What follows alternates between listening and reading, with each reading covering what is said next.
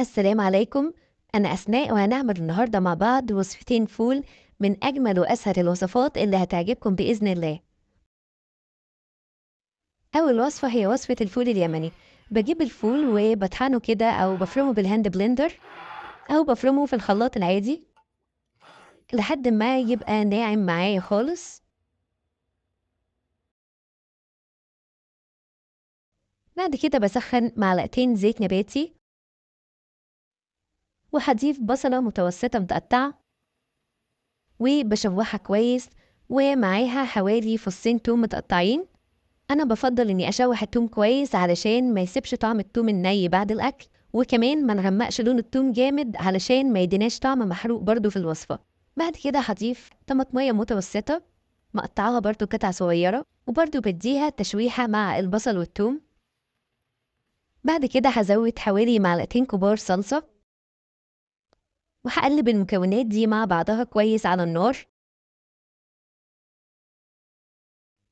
هنا المكونات كلّها اتسبّكت، هانزل بعد كده بالبهارات، ملح وفلفل أسود وكمون.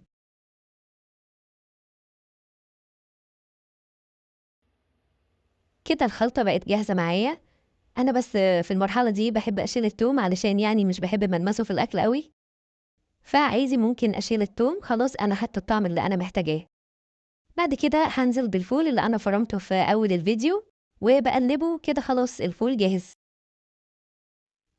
تمام كده الفول جِهِز معايا، هابدأ أقدّمه، باحط على الوش بقدونس مفروم، وممكن أزوّد كمان جبنة بيضا بتدّي له طعم حلو جدًا.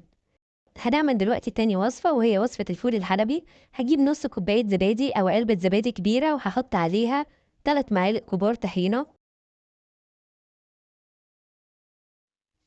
هازوّد بعد كده عصير ليمونة كبيرة أو ليمونتين صغيرين، وهازوّد البهارات عبارة عن ملح وكمون وفلفل أسود وتوم باودر أو ممكن أزوّد توم صحيح عادي، يعني فصين توم عادي أو توم باودر. هامزج المكونات كلّها مع بعضها. هنا المزيج عندي كان تقيل شوية، فزوّدت حوالي معلقتين مَيّة سخنة أو مَيّة مغلية لحد ما بقى القوام عندي مناسب.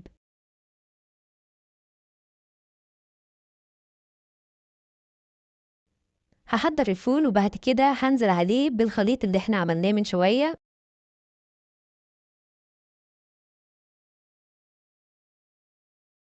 بس بامزج المكونات كويس وكده الوصفة بتكون جهزت.